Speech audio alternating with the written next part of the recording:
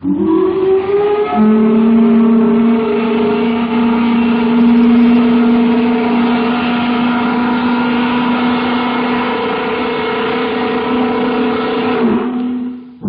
7 a.m. at the coal mine.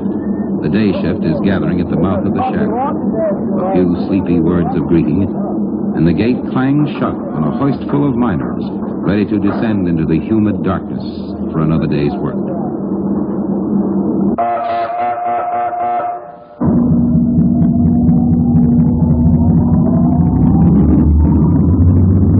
Years ago, back around 1915, the fathers of these men would make about 17 cents an hour for this day's labor. But this carload of miners today will average close to $2.30 an hour. A vast difference in wages, and one man is largely responsible. This is the story of that man.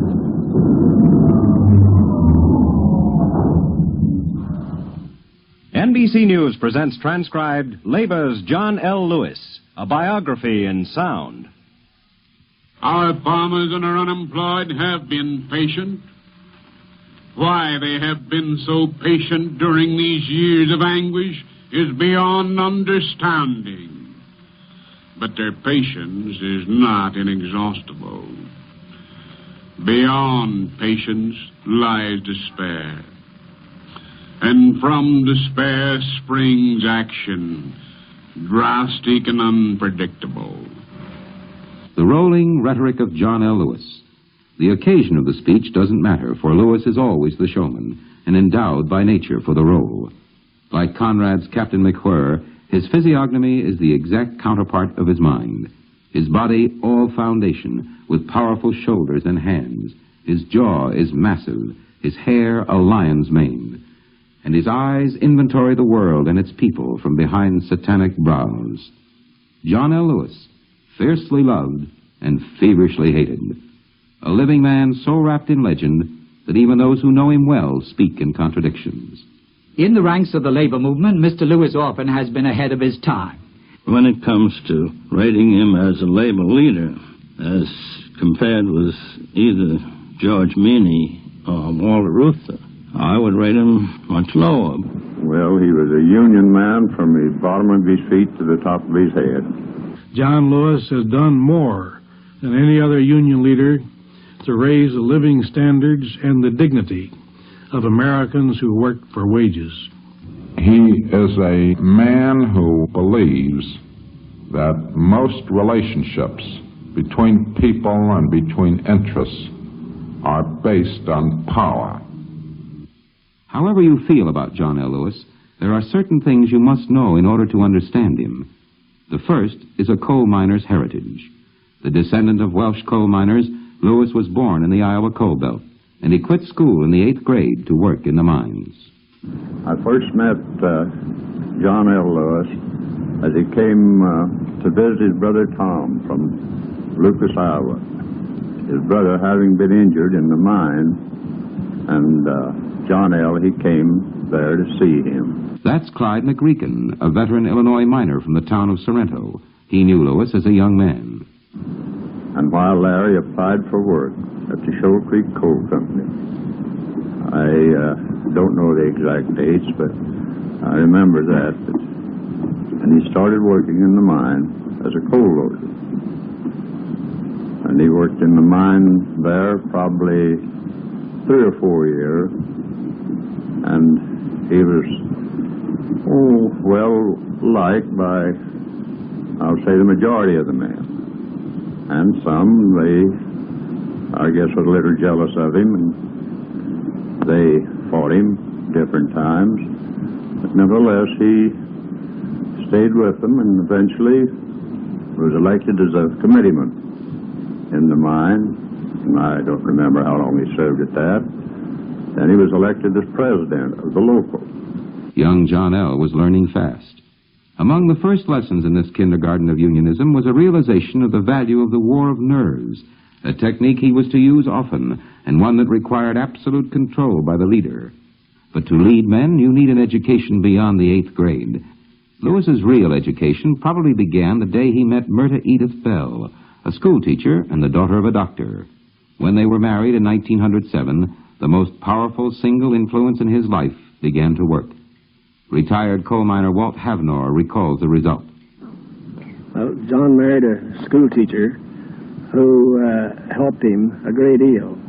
She was a great influence to him, and she taught him, and through her teaching, and then the practical experience that he got when he'd take his brothers, Tom and Howard and Denny, when he'd take them out in the timber and make speeches to them, why, that only helped him to get perfect in so as he can get up before the public and make public addresses. Yes, it took a lot of practice to develop John L. Lewis, the orator, not all of it on a spare time basis. There was, for example, that day when Lewis was working in the mine. Again, Walt Havnor. When he was working in loading coal, my brother one day went into the room where he was at, or he started into the room, he turned the mule into the room to get his car, his loaded car. And he happened to look up and he seen John L. in there, and he was just motioning his hands and going on, and Steve stopped and wouldn't go in. And so pretty soon John L. said to him, he says, "What's the matter, Steve?" Well, he said, "I don't know." He said, "I'll bet you thought I was crazy, didn't you? Or went crazy." And he said, "Well," he said, "I thought something badly was wrong with you." He said, "What was the matter?" Well, he said to Steve, he said, "I was just making a speech here." He said, "You know, one of these days I'm going to be president of the United Mine Workers." By 1920, this boast would be an accomplished fact, and 2 years later, the practical education of John L. Lewis would include a lesson he'd never forget. The experience grew out of wages almost too low for subsistence. The end result was a county in Illinois which to this very day is known as Bloody Williamson. Listen to Paul Engel, expert on Williamson County history and director of the Chicago Historical Society. In the spring of 1922, there was a strike of soft coal miners all over the coal-producing parts of the United States. At that time, the town of Herron in southern Illinois was the center of a rich and very productive coal mining field. Of course, the Herron miners went out along with all other members of the United Mine Workers in that summer. Nevertheless, there was one operator there who had a strip mine, and after the strike had been in progress some weeks, he decided to open up in defiance of the union. Imported some steam shovel workers from Chicago and a force of cooks and roustabouts, strike breakers. Now, the steam shovel workers were members of a union, and when they started to work in defiance of the strike order, Bill Sneed, who was the president of the local United Mine Workers of America sub-district, wired to John L. Lewis, who had been, I think, at that time, for about a year, perhaps 2 years, the president of the United Mine Workers of America, to inquire into the status of this so-called Steam Shovel Workers Union. The members of the union claimed that they were in good standing with the American Federation of Labor. Lewis wired back to Sneed that it was an outlaw union, had no connection with the United Mine Workers. In fact, it had been dropped several years before that time.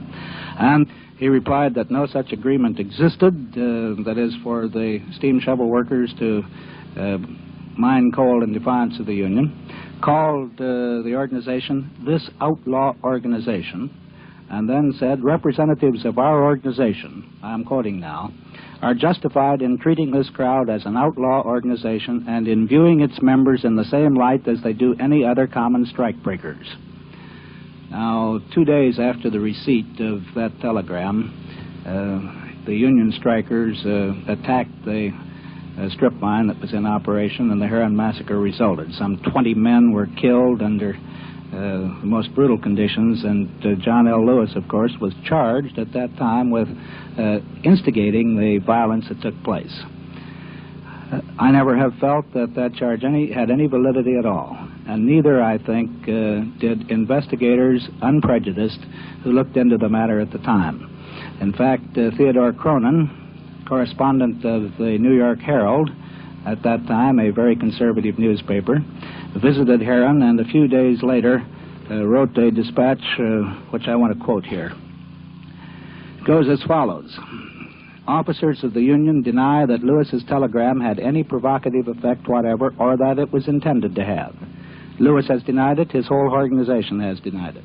And men who are as free from prejudice as can be found in the country tell the writer that however the telegram may have been censured by those who read it, construed by those who read it, the mine would have been attacked anyway, that the attack was being planned several days before Lewis sent his message. That's Cronin in the New York Herald. Then he interviewed, among others, one old-time veteran, wise in the ways of coal mining in the Union, who made this statement to him. Well, you can never make me believe John L. Lewis intended to have anybody go out and do some killing. I should say he was merely settling a disputed point in the routine of his business. But I will say that John Lewis was unfortunate in his choice of language, and so on. And I think that's a fair comment to make. Heron, Illinois was the eye of one labor hurricane. Harlan, Kentucky was the center of another. And all the blood that flowed too freely weighed heavily on the mind of the new United Mine Workers president. Radio newsman Albert Warner recalls one tangible reminder. Mr. Lewis used to have a shoebox in a place of honor atop a table in his office. I asked him about it on one visit. It seems that during one miners' strike, when bloody Harlan County, Kentucky was again bloody, Mr. Lewis had awakened late at night in his Alexandria, Virginia home. Angry phrases were blazing in his mind. He must put them on paper. He had the pen, no paper. He picked up the shoebox and scribbled down the words. They became part of a roaring statement he issued the next day and contributed, so he thought, to victory in the labor war. So, for the shoebox, a place of honor. If violence on the picket line weighed heavily on the mind of John L. Lewis, the violent death that came from sudden disaster in the mine seared his soul with acid. He knew from personal experience how it was to carry the bodies out, to comfort the injured, to face the awful hopelessness of widowed women waiting numbly at the dusty, smoking shaft.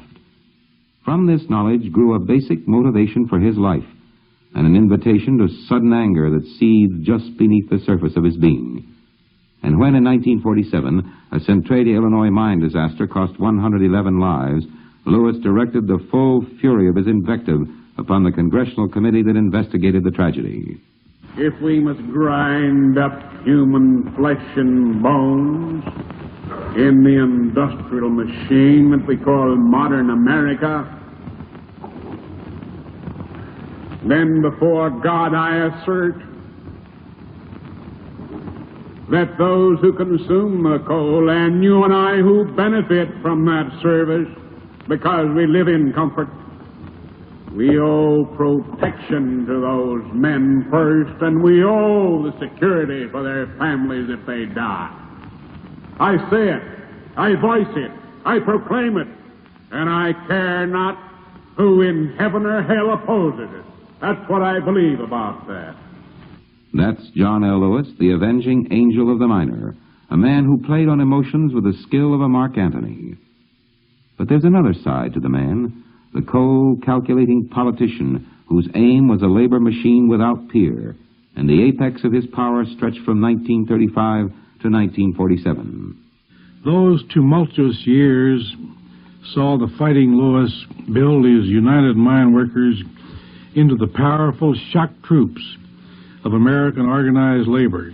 Fred Perkins, labor reporter for the Scripps Howard chain of newspapers, and saw him use that big union as the base from which to lead attacks under the CIO banner that cracked the non-union citadels of the steel and automobile and other great industries. They also saw him cut loose in the early 1940s from the CIO, which he had founded, and soon become a highly articulate enemy of the CIO's leaders, including the late Philip Murray, who had been his devoted lieutenant in the mine workers and whom he made his successor as CIO president.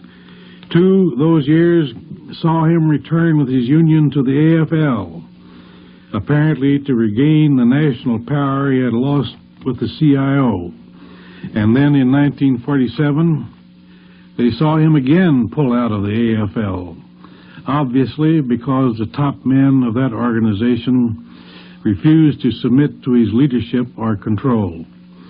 Then Lewis retired to the sanctity of his certain stronghold in the United Mine Workers Union, where he is today the unquestioned economic ruler of several 100,000 men and the revered leader of most of them. John L. Lewis is an extraordinary person in a number of senses. That's Saul Alinsky, unofficial Lewis biographer, and a man who, perhaps as well as any, can explain how Lewis so often snatched victory from defeat. But one thing which I think is important for people to understand if they're going to try to have any kind of an idea of what makes Lewis tick, because people generally have an image of a big, ruthless, decisive man who doesn't care for anything except just what he happens to be doing at the time. And that image, like so many other popular images, is wrong. But I think that one element in Lewis, certainly the one thing which has impressed me, is the fact that he is what you might say an integrated person. And by an integrated person, I mean that he is a man who believes that most relationships between people and between interests are based on power. I remember once he made the statement to me, some of the times that I have made the most serious mistakes of my life have been those particular times when I have assumed that a personal relationship could substitute for a power relationship. The Lewis formula for success. And in the realm of labor relations, it worked with monotonous regularity. But in politics, where Lewis also had ambitions, something went awry. With the single exception of Franklin D. Roosevelt, with whom he later split, Lewis always backed the wrong man. And to compound the error, he lashed out at friend and foe alike, sometimes switching his allegiance with bewildering rapidity. A lifelong Republican, Lewis was not above an attack on fellow party member Herbert Hoover. One authoritative governmental agency reported to Mr. Hoover that 5 million babies were undernourished and suffering from malnutrition. Mr. Hoover took no action. No doubt he believed that assistance to babies would undermine their initiative. Another Republican to feel a lash of the Lewis tongue was Alf Landon, and the timing hurt. You have heard his voice as he halts and stumbles over the most simple phrases of our common tongue. Betimes you have listened to the broadcasting of his diurnal and nocturnal babblements, as with quibble and quirk he seeks to cozen the American people. An American concerned with the future will vote for the re-election of Roosevelt. 4 years later, the shoe was on the other foot. Another Lewis blast and another endorsement. America needs no Superman.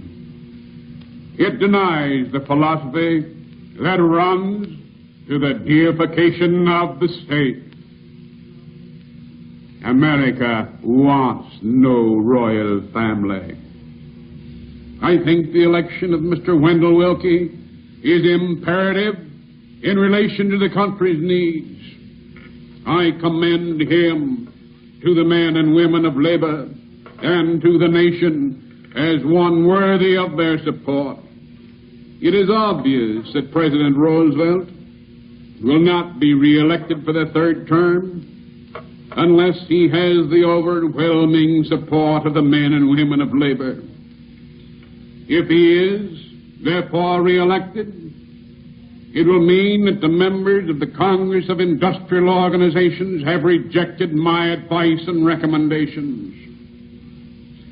I will accept the result as being the equivalent of a vote of no confidence and will retire as President of the Congress of Industrial Organization at its convention in November. And he did resign. Then, 2 elections later, at a convention of the United Mine Workers, Lewis broke with the GOP, picking Stevenson over Eisenhower. That convention, by unanimous vote, passed a resolution saying, in effect, that the Republican Party and its candidates for President and down was not a party of the common people and was justified to receive the confidence of the electorate of our republic and its several states. In reverse ratio, that resolution declared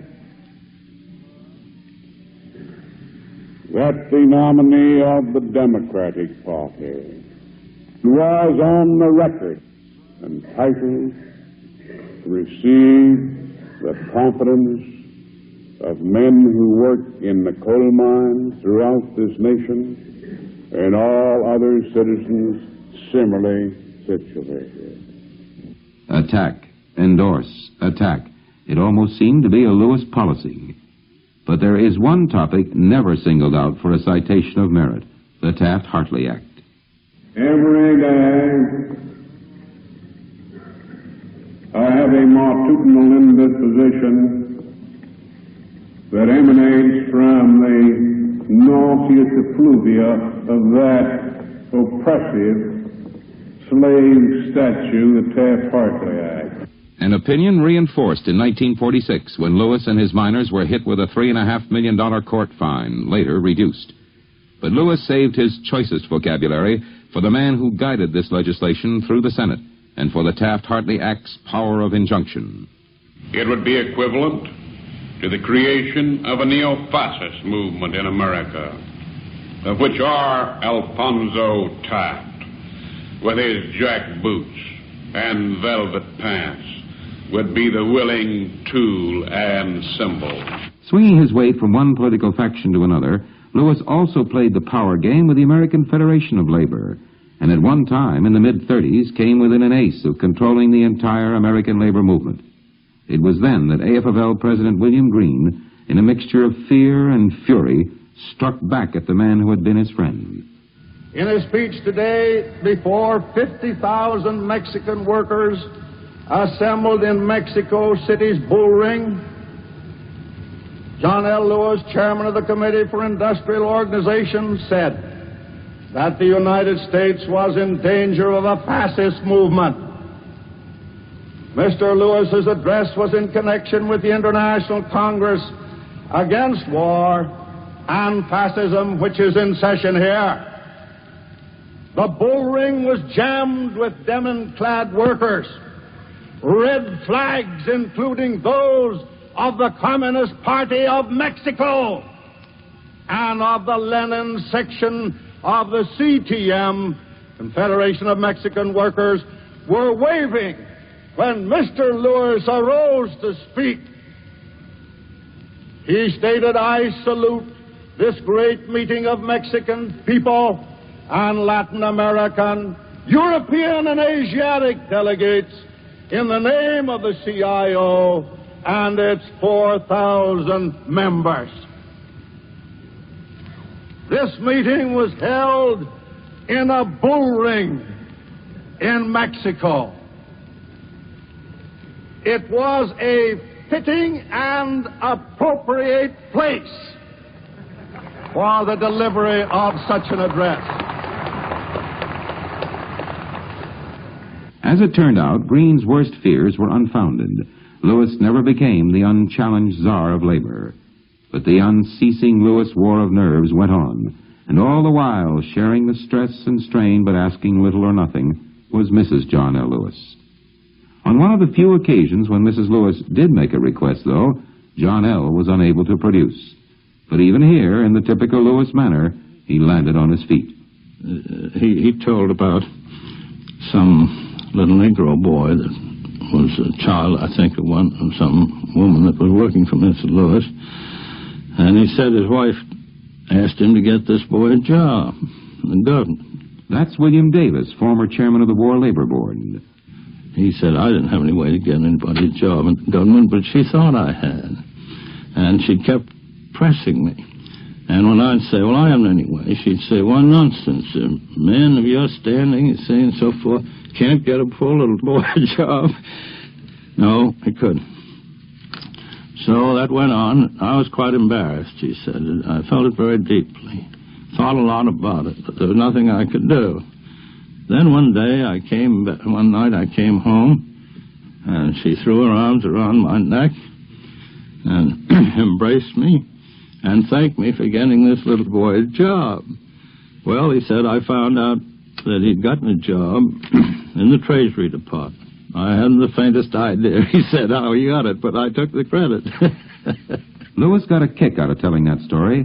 In public, he was a serious man, but in private, the eyes behind those bushy brows often carried humor. One time, it was directed at newsman Albert Warner. You might not think that gentle humor could emanate from John L. Lewis. That massive head, those burly shoulders, that fervent oratory are built for something else. Fearsome satire, smashing ridicule, yes, but not light pleasantries. So it was that I could hardly believe my eyes when I picked up and read a strange letter from the mail one morning some years ago. A couple of evenings earlier, I had used part of a radio program to feature my experience with a fabulous taxi driver, fabulous and garrulous. We had started from the square in front of the White House, where the driver pointed out to me the home of Dolly Madison, the first American flapper, he explained.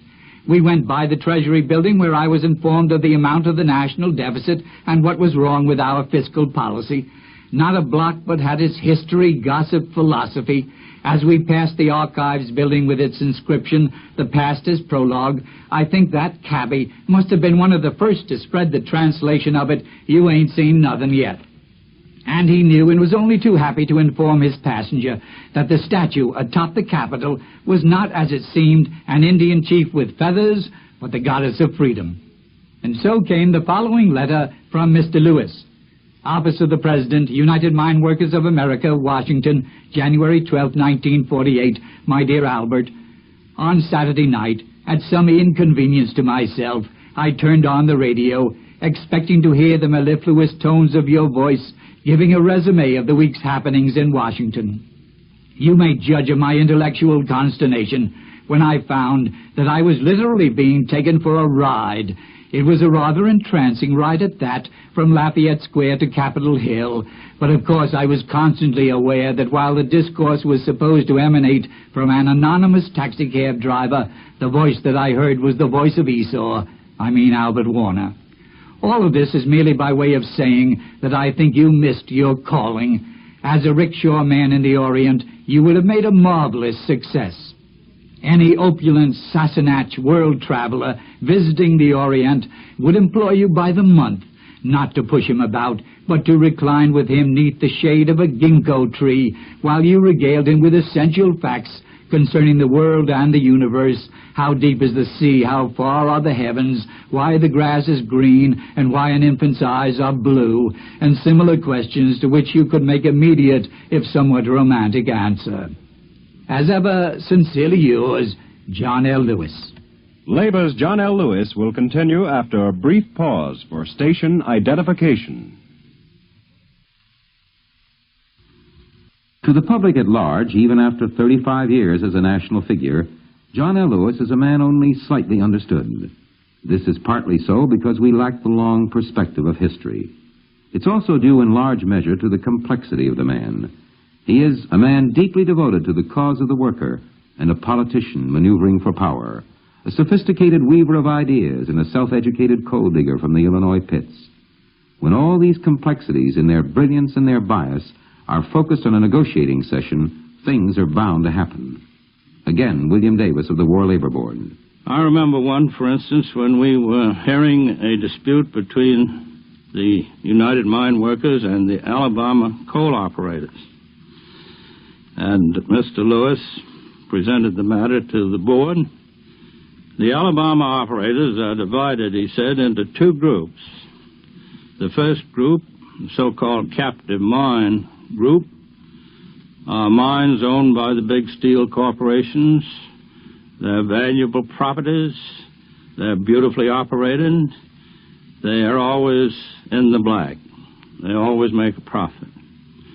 The other group, the private operators in Alabama, are made up of generally of incompetent, impecunious operators operating rundown properties, and they're always in the red. Now, he says, when we start our negotiations with the Alabama operators, it's this second group that is marched into the room and takes the front pews. And we have to sit there and listen to the wails of agony of these impecunious operators. Well, he said, to make a long story short, the thing winds up when the miners accept a wage scale that is suited to the impecunious sufferings of this second group. Then, Mr. Chairman, he says, in walk the operators of the captive mines. This is the first we will have seen of them. They walk into the room and graciously agree to sign the same squeezed-down wage scale. Well, he always had a peroration.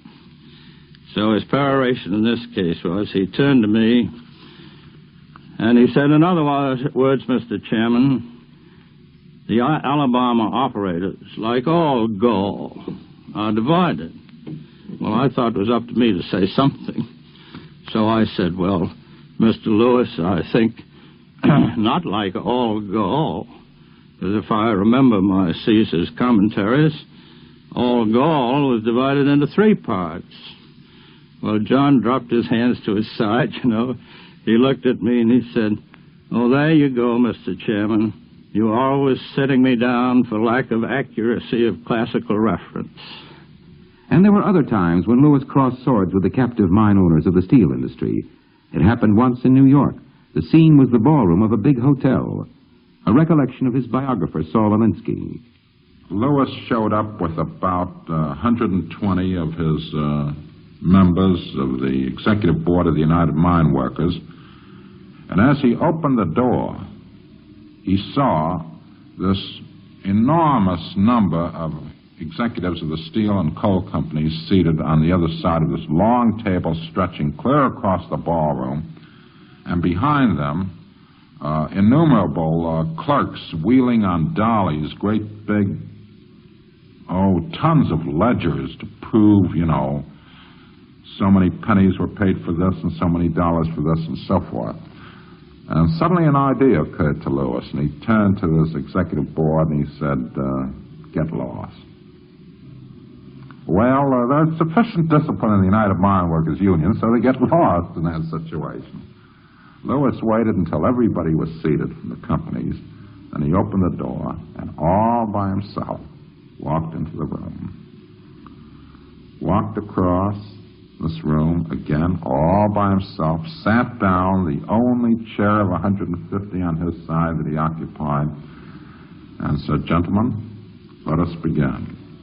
And while they were still in a state of shock, he waved his hand at all these hundreds of ledger books on these dollies and said, now, I'm not interested in what is in those books. All I'm interested in is one thing. I want you to look me in the eye, and I want you to tell me with your conscience while you are looking at me straight in my eyes that you cannot afford to give my people a wage increase. And if you tell me that, I will believe you and sign a contract. The operators asked for an immediate adjournment, a recess. They couldn't take it. This and other sessions like it were the training ground for John L. Lewis, stepping stones leading to a crisis in Flint, Michigan, a crisis that would make Lewis or break him, and with him rode the destiny of the organized worker.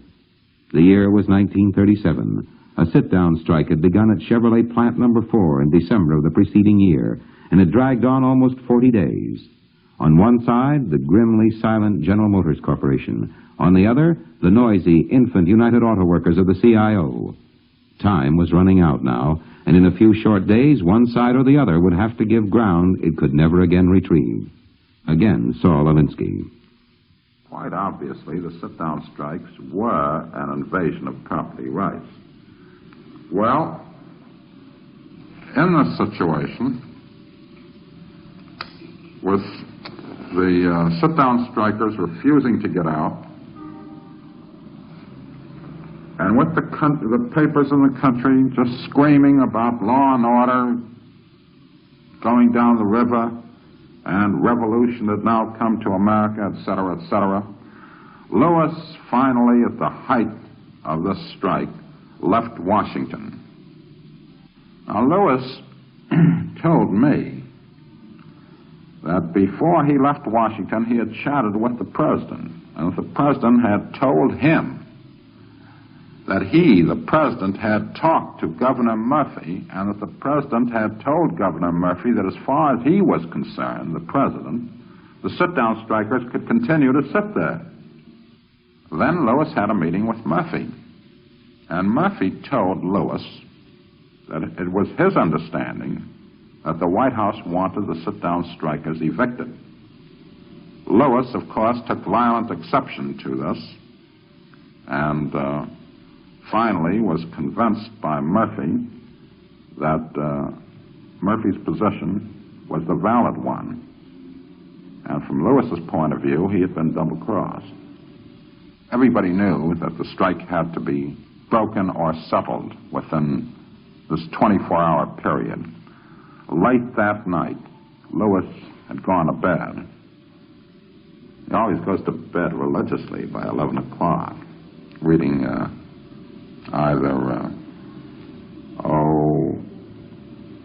it could be anything from military strategy to Egyptology.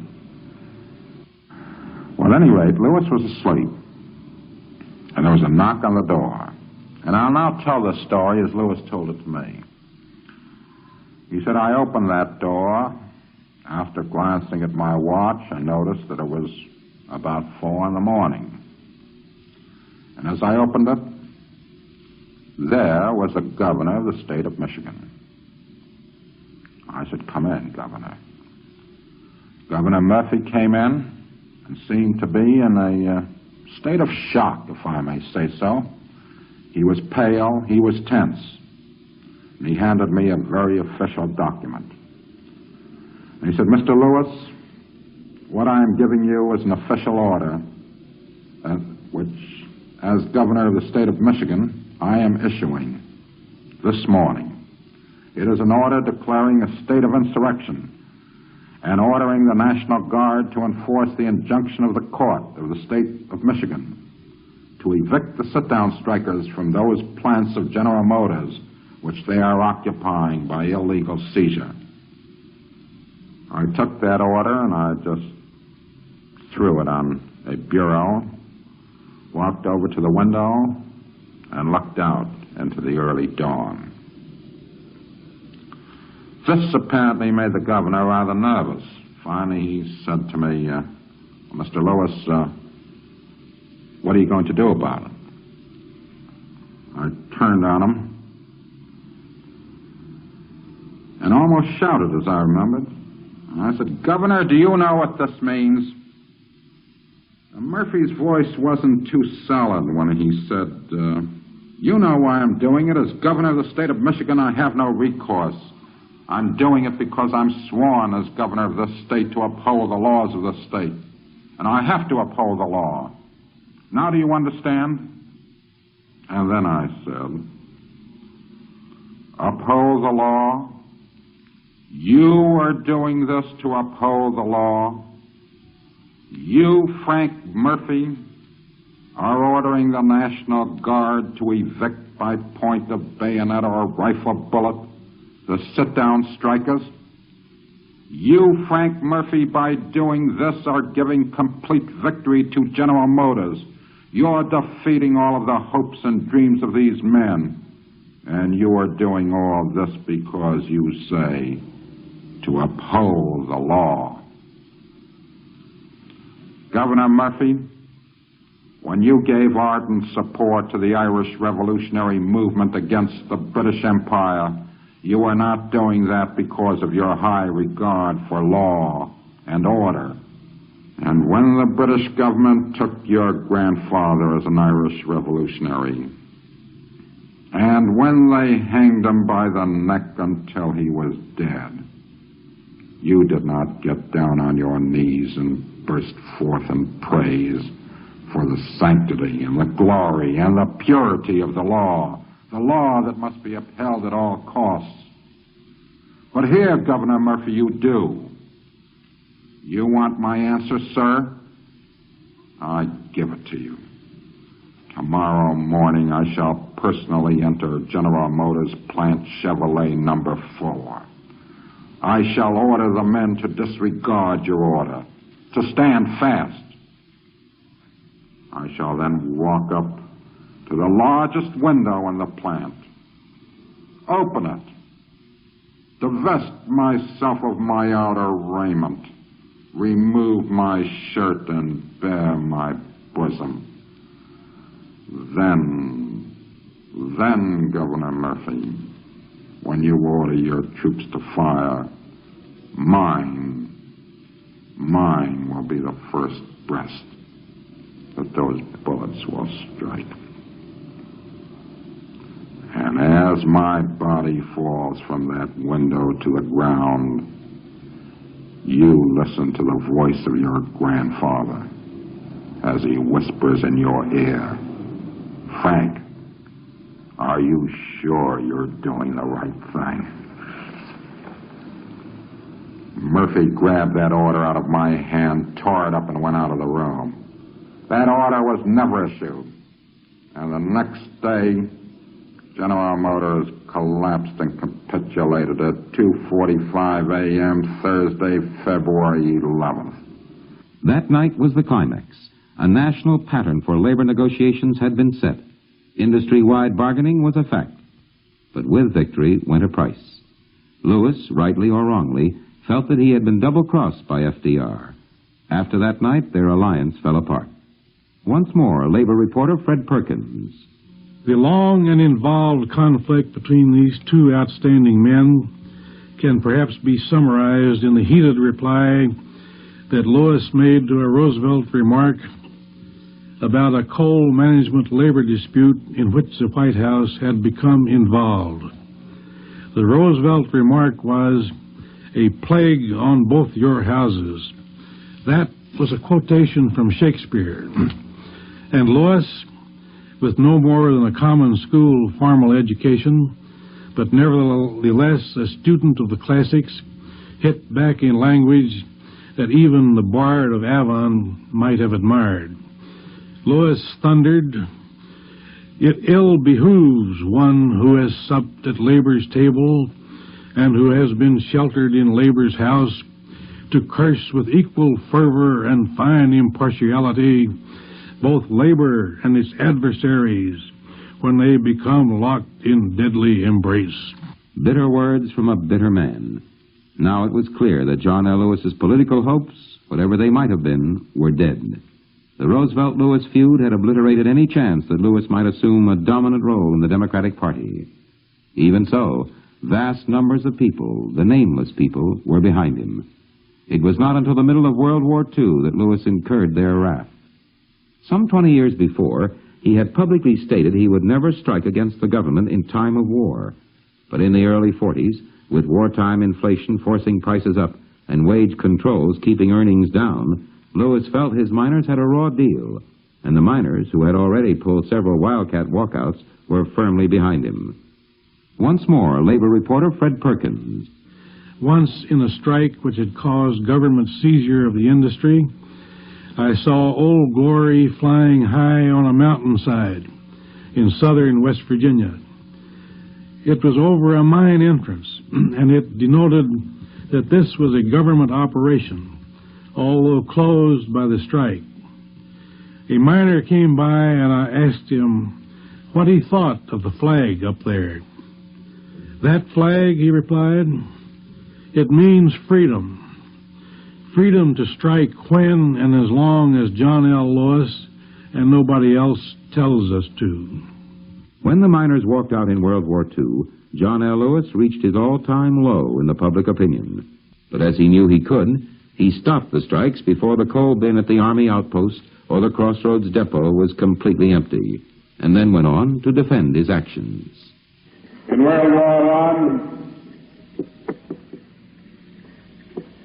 the bituminous coal industry had more than 700,000 men engaged in that enterprise. It expanded its production as required. It received no government aid or subsidy. Private enterprise performed the job necessary to be performed in a time of national peril. In World War II, with 300,000 less men than during the period of World War I, it produced some 120 million tons more during the peak period than it did in the similar period of World War I. Showing progress, showing an increase of productivity, showing high efficiency. A tribute to the management of the industry, the engineering genius of the industry, and the manpower of the industry, and the collective bargaining structure that made that record possible. Despite the wartime strikes, the bitterness of the Chevrolet struggle, and the 1,000 other campaigns of his career, the Lewis record of progress still stands. West Virginia Senator Neely ticks off a partial score. As president of the United Mine Workers, Mr. Lewis has obtained for that great organization the best miner's contract ever written. He has established for the United Mine Workers the best welfare fund ever provided for those who live by toil. He has provided the American coal miner the highest standard of living miners have ever enjoyed since God first said, "Let there be light." Of all these accomplishments, newsman Albert Warner has this to say. In the ranks of the labor movement, Mr. Lewis often has been ahead of his time. In 1946, he led his union through one of its grimmest strikes to achieve the creation of the first health and welfare fund in the coal industry. I went to see Mr. Lewis in his baronial office just after the agreement had been signed. The coal operators were to pay 5 cents a ton for every ton of coal mined to set up the pension fund. It was a compromise figure, but Mr. Lewis waved his hand and said, 5 cents today, 10 cents tomorrow. He was right. It was 10 cents the next year, and now it is 40 cents. And from that beginning have sprung pension and benefit funds in many industries, and now the start on the guaranteed annual wage through still another fund in the automobile industry. One result of the Miners' Welfare Fund, we might add, is that it puts Lewis today in a somewhat incongruous role of a banker. For the United Mine Workers own the National Bank of Washington, second largest in the city. The Welfare Fund itself is run by Josephine Roche, once the owner of a Colorado coal mine. Miners and their dependents, their wives, children, parents, totaling over 1 million potential beneficiaries, are for the first time in coal mining history being assured the best available quality of hospital care and medical services when needed, and for as long as is medically indicated. More than 12,000 disabled miners, injured or broken in health by the hazards of coal mining, have been rehabilitated, and the vast majority of them have been enabled again to become employed. More than 55,000 aged retired miners whose working lives have been given to the coal mines are receiving their $100 a month pension checks, bringing them a deep sense of dignity and reassurance in the knowledge that their few remaining years will not be spent as dependents on charity or in deprivation.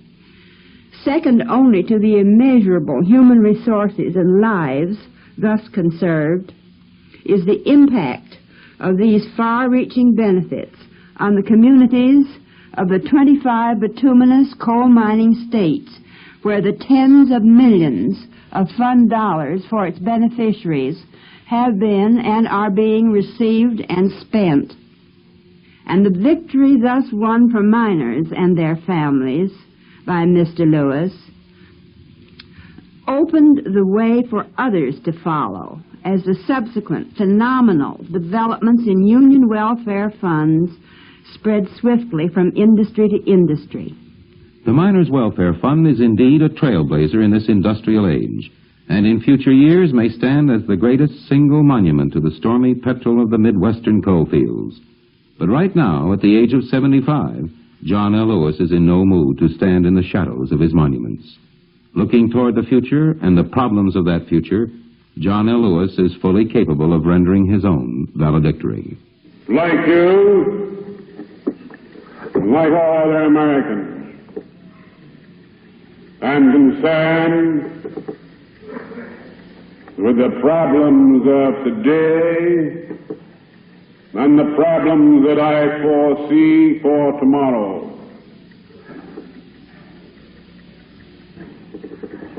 Free enterprise, our form of government, the American standard of living, the reward for initiative,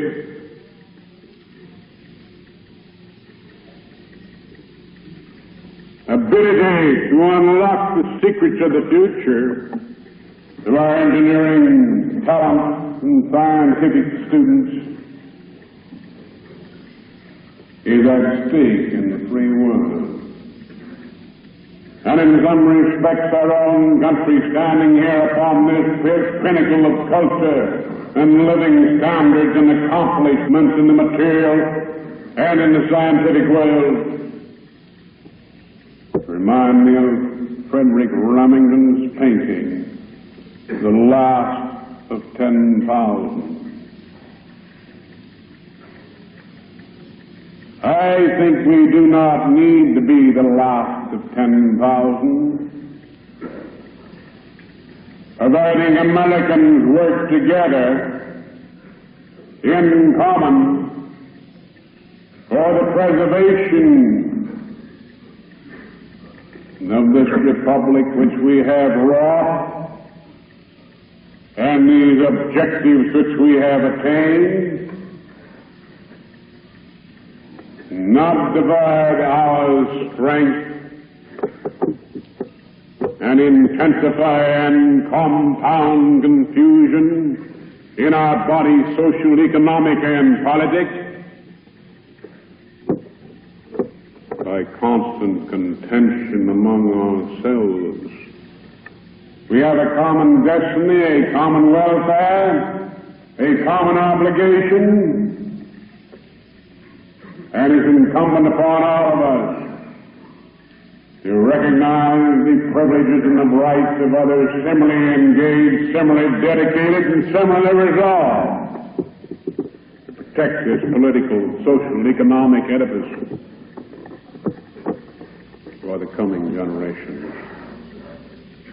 You have been listening to Labor's John L. Lewis, A Biography in Sound.